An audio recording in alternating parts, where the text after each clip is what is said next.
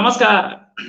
America ने China में chip making जो हो रही है उसको फर्दर रोकने के लिए डील्स रोकी हैं, टाइटन किया है कि अपने ब्लूमबर्ग की एक रिपोर्ट के हिसाब से टाइटन किया अपने रेगुलेशंस को कि चिप मेकिंग चाइना में नहीं होनी चाहिए।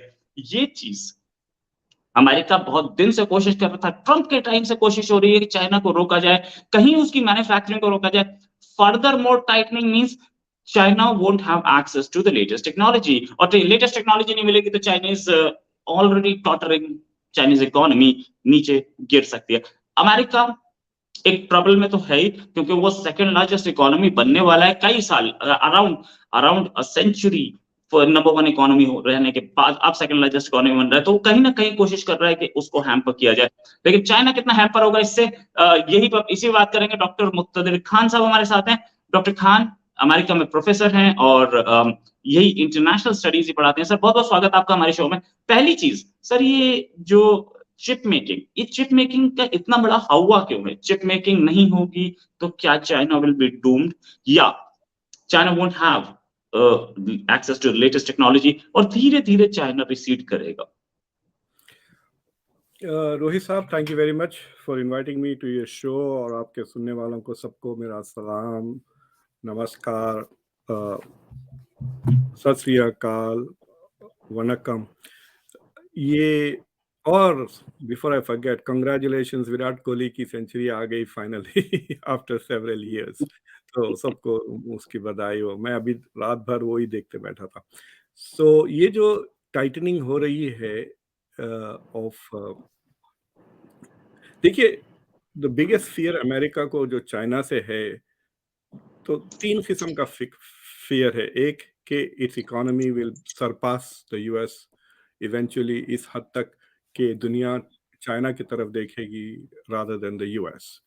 तो वो एक डर है कि if the US becomes the second biggest economy, ये सारे जो लेवरेजेस है ना अमेरिका के पास, डॉलर का इस्तेमाल नहीं करना, सैंक्शंस करना, गिविंग एड, स्टॉपिंग एड, ये सारे instruments of coercive diplomacy America के पास खत्म हो जाएंगे अगर China becomes the biggest economy. फिर जो इंटरनेशनल मल्टीलैटरल इंस्टीट्यूशंस है, जैसा वर्ल्ड बैंक है, आईएमएफ, उन सबको फिर से रिकॉन्स्टिट्यूट करना पड़ेगा। सो फॉर एग्जांपल, अभी आईएमएफ का प्रेसिडेंट हमेशा यूरोपियन होता है, वर्ल्ड बैंक का हमेशा अमेरिकन होता है, लेकिन if China becomes the biggest economy, they will have to change that, right? One of the two China को देना पड़ेगा।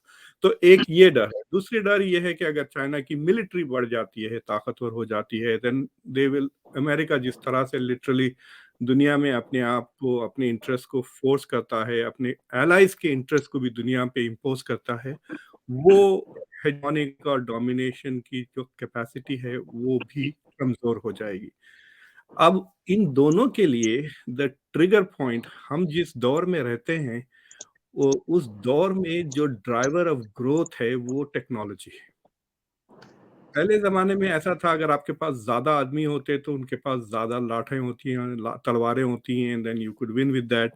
फिर उसके बाद अगर ज्यादा जमीन हो, एक्सेस टू सी हो, so but the current driver of progress, speed वगैरह, वो है टेक्नोलॉजी। और पिछले 10-15 साल से दुनिया के कई मुल्क इस बात की शिकायत कर रहे हैं कि अमेरिका उनकी चाइना उनकी टेक्नोलॉजी चुरा रहा है। चाइना इज वायलेटिंग फ्री, जो कॉपीराइट चीज़ें होती हैं, इंटेलेक्चुअल प्रॉपर्टी होती हैं, ये चाइना मुसलसल चुरा रहा है, रिवर्स इंजीनियरिंग कर रहा है। सो इस तरह की चीज़ों से लोग परेशान हैं। भाई, आप इन्वेस्ट करते हैं बिलियंस ऑफ डॉलर्स किसी एक नई चीज़ को ईजाद करने के लिए, फिर चाइना उसको चुरा लेता है एंड देन फिर उसको पैसे बनाता है, उस पर growth. So the most important technology right now is integrated electronics, इसको हम चिप्स कहते हैं। तो वो चिप्स से कई चीज़ें होती हैं, जैसे it enables you artificial intelligence का अगर आप इस्तेमाल करेंगे, the hardware requires advance level of integrated electronics वगैरह। तो मुझे याद है 1987, 88, 87 में मैं एसपी जैन को गया था टू डू माय एमबीए। तो उस समर में मैं और मेरे दोस्त ने मिलकर एक पीसी बनाया था। I was the only student with A PC in my room in 1987। तो उसका मदरबोर्ड इतना बड़ा था रोहित, उसका मदरबोर्ड एक, फिर एक बोर्ड साउंड के लिए, एक बोर्ड विजुअल के लिए, एक बोर्ड, इस तरह इतना लाइक इतना। अब वो सारा का सारा एक चिप पे आ जाता है तकरीबन पूरा का पूरा लैपटॉप। तो अगर आप आईपैड टाइप चीज देखें, this are all integrated electronics. तो अमेरिका की शिकायत ये रही कि जो डिजाइन में इनोवेशन होता है वो अमेरिका में होता है, सिलिकॉन वैली में अमेरिकन यूनिवर्सिटीज वगैरह इन चीज़ों को डिज़ाइन करते हैं, फिर ये प्राइवेट सेक्टर में जाता है, तो प्राइवेट सेक्टर आइडिया को खरीदता है, फिर उसको मैन्युफैक्चरिंग के लिए वो चाइना भिजा देता है। And the moment it goes to China for manufacturing, the technology is out, the design is out, the science is out. तो बेसिकली बाइडेन ने जो 300 350 बिलियन डॉलर्स रखे हैं फॉर डेवलपमेंट ऑफ दिस, वो चाह रहे हैं कि अगर महंगा भी हो तो ये जो कटिंग एज टेक्नोलॉजीज हैं वो अमेरिका में ही मैन्युफैक्चरिंग हो, ना सिर्फ अमेरिका में मैन्युफैक्चर हो, ना तो टेक्नोलॉजी बाहर भेजे, ना तो प्रोडक्ट्स आगे भेजे। So they are going to put these limitations on the company. तो एक आप मैन्युफैक्चरिंग चाइना में नहीं कर सकते, so the technology will not be transfer to China. और दूसरा, अगर आप बेचना भी चाहें तो you have to learn, take permission from the US. तो उससे ये होगा कि सर्टेन एडवांस मैन्युफैक्चरिंग चीजें, एप्लीकेशंस वो नहीं कर सकता। So for example let us से कि अमेरिका कहता है कि Apple can not send iPhone 15 के ऊपर कुछ भी चाइना में नहीं बेच सकता। तो इमेजिन करें आप, जो आईफोन 17 20 अगर दुनिया में सब यूज कर रहे हैं, चाइना अगर सिर्फ 15 तक ही जा सकता, then the capabilities जो है उनकी इंडस्ट्रियल, इकोनॉमिक वगैरह, they can be restricted by that technological. So basically this is an effort to slow down China's technological progress. जो गैप है राइट अमेरिका राइट चाइना में, वो गैप को बढ़ाना चाह रहे हैं ताकि चाइना उतना तेजी से कैचअप ना हो जाए। Right right. अच्छा, बात करते हैं तो सऊदी अरेबिया और ईरान, लंबी दुश्मनी चली है दोनों कंट्रीज के बीच में, शिया सुन्नी मामला था, और सऊदी अरेबिया एंड तक कोशिश करता रहा कि ईरान न्यूक्लियर वेपन ना बना पाए। क्यों? क्योंकि एक शिया न्यूक्लियर वेपन सऊदी अरेबिया को पसंद नहीं था। लेकिन अब सडनली दोनों के बीच में टाइज बनने शुरू हो गए, दोनों के बीच में कॉम्प्रोमाइज होता दिख रहा है, और इसमें बोला जा रहा है कि ये हाथ चाइना का है। तो क्या, पहली चीज, क्या इसका इम्पैक्ट है सऊदी अरेबिया और ईरान की दोस्ती का? How is it going to impact the geopolitics? America को क्या ये दोस्ती पसंद आएगी? वैसे तो अमेरिका चाहता है कि ऐसे अकॉर्ड्स हो, क्योंकि वो अपनी पूरा ध्यान चाइना की ओर लगाए। तीसरी चीज, इंडिया के लिए क्या है इस दोस्ती में? तो पहले तो आपके सुनने वालों को कहूँ कि जाए मेरे शो पर, कॉन्वर्सेशन पे, मैंने इंग्लिश में इसके ऊपर एक I have done a commentary on this. एक तो ये है सर कि जो मिडल ईस्ट की जियोपॉलिटिक्स थी वो कई साल तक 1948 से लेकर आप कह सकते हैं कि पिछले 5 साल के 2015-2012 तक it was Arabs versus Israel, ये एक्सिस थी द कॉन्फ्लिक्ट की मिडल ईस्ट की। लेकिन अमेरिकन डिप्लोमेसी और इजरायली डिप्लोमेसी, इजरायली प्रोपागेंडा कह सकते हैं आप, अगर आप जाके गूगल में आप टाइम बाउंड सर्च कर सकते हैं, यानी आप सर्च कर सकते हैं from January 1 of 1995 to January 1 of 1997, उतना पीरियड्स में। तो अगर आप 10 15 20 साल पहले भी जाके अगर आप सर्च करें, then you will find Israeli prime minister says Iran is 1 year away from nuclear weapons, Iran is 6 months away. तो इस तरह ये 20 साल से डरा रहे हैं अमेरिकन पॉपुलेशन को कि ईरान के पास न्यूक्लियर, अगर आ भी जाएगा तो क्या करेगा ईरान? एक आ गया, दो आ गया, तीन, तो क्या सीधा वो डाल देगा इसराइल के ऊपर या अमेरिका के ऊपर? उसके बाद तो तबाही हो जाएगी। बट दिस अजम्पशन कि ये सब पागल है, सारी कौम are crazy, and even if they get one bomb they will drop it on Israel, ये रेपुटेशन बना दिया है उनका। उससे ये हो गया कि अरब डर गए। दूसरी चीज ये हुई कि ईरान ने जो प्रॉक्सीज का इस्तेमाल करना शुरू किया, जैसा कि हिजबुल्ला है, हिजबुल्ला इन लेबनान, हिजबुल्ला इन यमन, और दूसरे इराक में कई ऐसे उसके प्रॉक्सीज है, अफ्रीका में भी। तो वो उस प्रॉक्सीज का इस्तेमाल करके it has been hurting Saudi Arabia. Saudi Arabia पे काफी अटैक्स भी हुए ईरान की तरफ से, मिसाइल और ड्रोन अटैक्स। तो उससे डर के मारे ये Arabs have rechanged the alignment in the Middle East from Arabs versus Israel to Israel and Arabs versus Iran. तो So that was the geopolitics. तो उससे क्या हो रहा था? America was able to push the Abrahamic Accords and end the Palestinian cause. तो अरब जो Israel से दोस्ती के बदले में जो पैलेस्टीनियन स्टेट मांग रहे थे, अब वो नहीं मांग रहे। वो तो कह रहे हैं कि खैर पैलेस्टीनियन को जाए डूब मरने दे, हमारी जान बचाए ईरान से। And so we will do whatever you want, which is join the Abraham Accords. Saudi Arabia did not join it because Saudi Arabia में पब्लिक ओपिनियन बहुत उसके खिलाफ है। यूएई वगैरह जो छोटे मुल्क है, वो अपने पॉपुलेशन, तो मुझे लगता है कि यूएई जैसे एक मुल्कों की पॉपुलेशन का जिंदगी का एक ही मकसद होता है, इंडियंस को बुलाएं और काम पे लगा दें ताकि वो सारा मुल्क चलाएं और ये सुबह उठ के शॉपिंग करें, रात को टिकटॉक देखें और सो जाएं। This is the only thing this people seem to do. So they were happy to abandon the Palestinian cause and join in the Abrahamic Accords Iran से डर कर। तो ये जो डील बनी है ना, it can potentially unravel that। यानी अब सऊदी अरेबिया को प्रेशर नहीं है कि वो इजराइल को पूरी तरह से रिकॉग्नाइज करे। It can make demands of America, और उन्होंने वो डिमांड्स पब्लिकली लीक कर दिया है। वो डिमांड्स ये है कि they want a civil nuclear program, they want more weapons, मतलब जो हथियार खरीदते हैं, they want it to become easy. The process बहुत मुश्किल होता है, it has to go through Congress, फिर बहुत सारे लॉबिंग पे पैसे खर्च करने पड़ते हैं सऊदी अरेबिया को। So they want the process to become much more easier. जैसे कि इंटरनेट पे आप शॉप करते हो कि I want to bye 5 F-35, उस तरह they want the process to become easy. And the third thing that they want is America के security guarantees, that America gives guarantees to Saudi Arabia. तो ये demands है now to become part of the Abrahamic Accords. तो एक तो ये है रोहित साहब, we can recognize कि भाई खाली एम्बेसीज खुलने वाले हैं, ठीक है, ये 2 एम्बेसीज खुलने वाले हैं 2 महीने के अंदर। अभी तक सऊदीज ने जो एक एंटी ईरान ग्रुप है उसको बहुत पैसे दिए हुए हैं, और ईरान ने प्रॉक्सीज को सऊदी अरेबिया के ऊपर छोड़ रखे। So I think this 2 activities will stop, यानी Saudi Arabia and Iran will not try to attack each other through proxies. तो ये 2 चीजें are part of the agreement.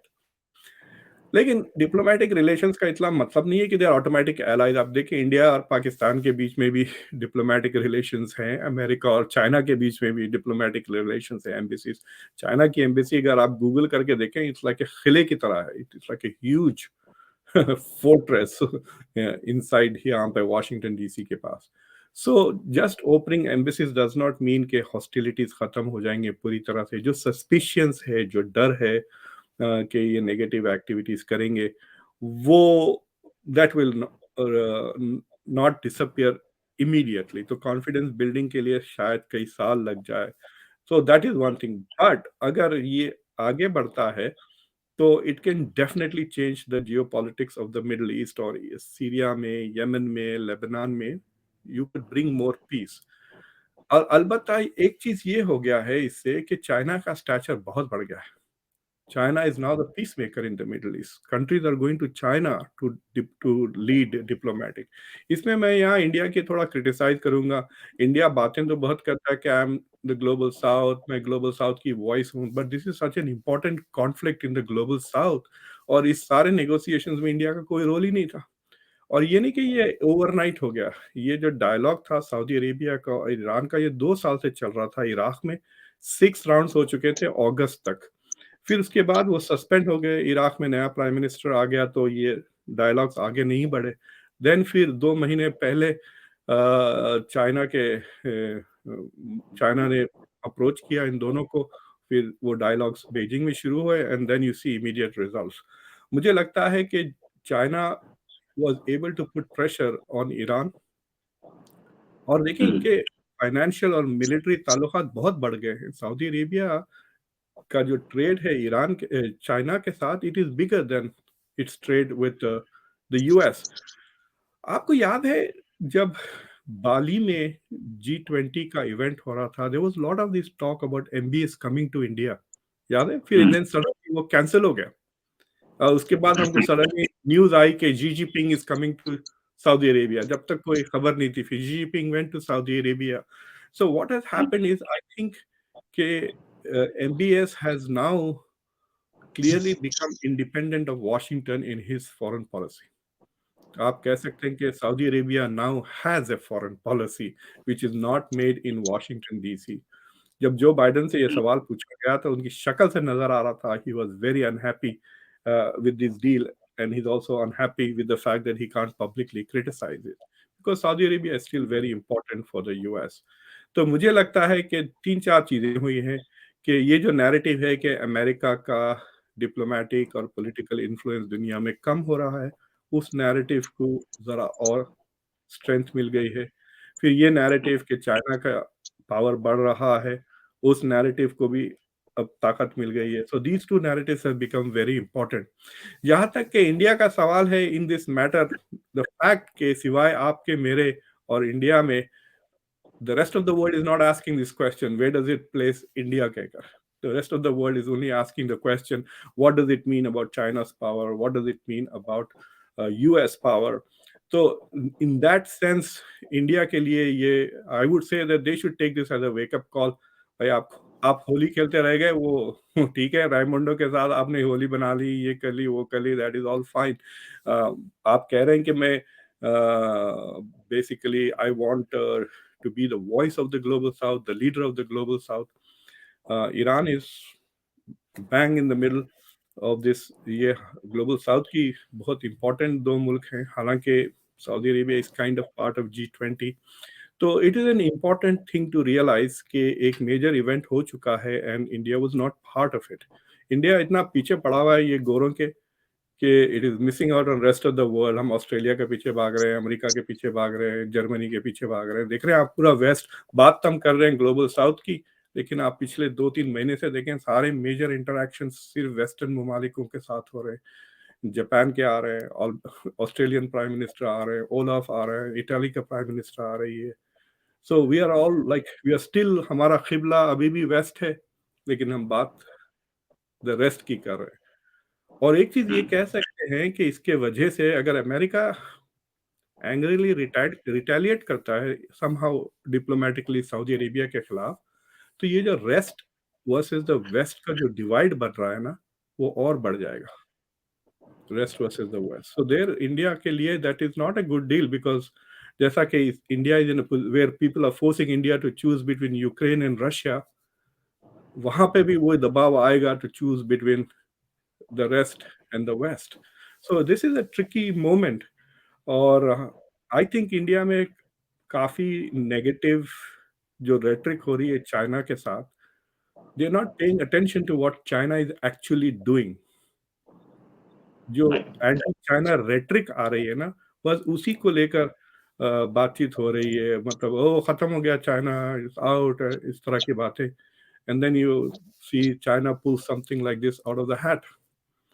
और 2022 में, जो मैं शायद आपके शो पे पहले भी कह चुका हूँ, चाइना यूएस का ट्रेड सबसे ज्यादा हिस्ट्री में कभी नहीं हुआ था इतना।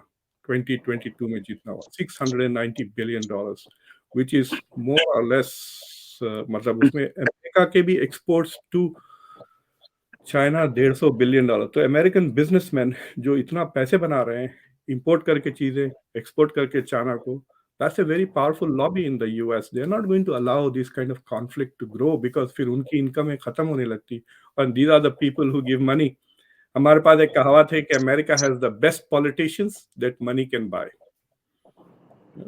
so right so businessmen sir, are एक चीज, जी वेस्ट वर्सेस द रेस्ट में डिफरेंसेस बढ़ रहे हैं, क्या जी। वेस्ट को इस चीज की परवाह है कि रेस्ट हमारी परवाह नहीं कर रहा है? अमेरिका में अभी भी ना थोड़ा एरोगेंस है, दे हम्म, कंटिन्यू टू लुक, थोड़ा ह्यूब्रिस है, जिसके वजह से दे नॉट। यूरोप में भी? यूरोप नहीं, यूरोप की फट गई है सबसे डरा हुआ है वो। एक तो एक दे रियलाइज के अमेरिका पे हम बहुत डिपेंडेंट हैं। जैसा यूक्रेन में रशिया आया, they all ran daddy daddy हमको बचाए, भाग कर आ गए यहाँ पर। देन दे आर सीइंग के America and Canada are investing more in the Ukraine war than Europe. मतलब यूरोप में से जो सबसे ज्यादा कंट्रीब्यूट कर रहा है वो बर्तानिया है, which is out of the European Union। यानी English speaking countries are doing more for Ukraine than all of Europe, Canada, UK, US। ये इंटरनल टेंशंस हैं यार। मैं एक जर्मन फिलोसोफर से बात कर रहा था, जर्मन फिलोसोफर से, don't say western domination Muqtedar, this is Anglo Saxon domination. ये अंग्रेजी बोलने वाले लोगों का डोमिनेशन है। So the Europeans are out of the game. America still thinks it's very arrogant. जो जिस तरह से कमेंट्रीज लिख रहे हैं लोग ये चाइना पे, yeah, there is enough room for both of them. They are trying to downplay China's achievement and also downplay कि America has withdrawn from the Middle East. तो ये एक चीज हो रही है। लेकिन आपको मैं बताऊं कि the west and the rest में पहली बार डिफेंस बजट पैरिटी हो गई है। यानी द वेस्ट को आप अलग कर लें, वो लोग जितना डिफेंस पे खर्च कर रहे हैं, the rest of the world for the first time is also spending the same amount on weapons. तो ये बात आई एम श्योर कि अगर आप गूगल करें तो ये मैप आता है। वैसे इनफैक्ट मैंने अपने वीडियो में लगाया था, तो उस मैप में इट शोज के defence budgets are on parity. And if the west doesn't pay attention to this, देखिए एक जो वेस्टर्न कंट्रीज की जो आर्किटेक्चर में जो कमजोरी है, that come from there being a good democracy. जब आप जेन्युइनली अच्छी डेमोक्रेटिक मुल्क बन जाते हैं, then you are very sensitive to public opinion. तो ये जो public opinion driven foreign policy है, वो बेसिकली यूक्रेन, इजराइल, इस तरह के प्रोजेक्ट्स में अमेरिका को इन्वॉल्व कर लेता है, और फिर उन्होंने अपने नेशनल इंटरेस्ट परस्यू करने के बजाय दूसरों के नेशनल इंटरेस्ट परस्यू करना शुरू कर देते हैं बिकॉज ऑफ पब्लिक ओपिनियन। तो उसमें ये होता है कि countries which are not sensitive to public opinion on foreign policy, they are able to make more effective foreign policy which is good for their own countries if the leaders are not corrupt. अगर leaders corrupt छोड़ दो, लेकिन अगर non democratic countries के अगर leaders are good leaders and they care about their country, then they can make a foreign policy which is good for their country, short term, long term, without worrying about कि media में क्या चल रहा है, public क्या चल रहा है, ट्विटर पे क्या हो रहा है। लेकिन यहाँ पे वाशिंगटन डीसी में ट्विटर पे इतनी धूम हो गई तो उन्होंने बैलून को शूट कर दिया और हॉस्टिलिटीज बढ़ा ली चाइना के साथ। अगर ट्विटर नहीं होता तो शायद ये पता भी नहीं चलता पब्लिक को सोशल मीडिया के बगैर। The media would have been like not that paying that much attention.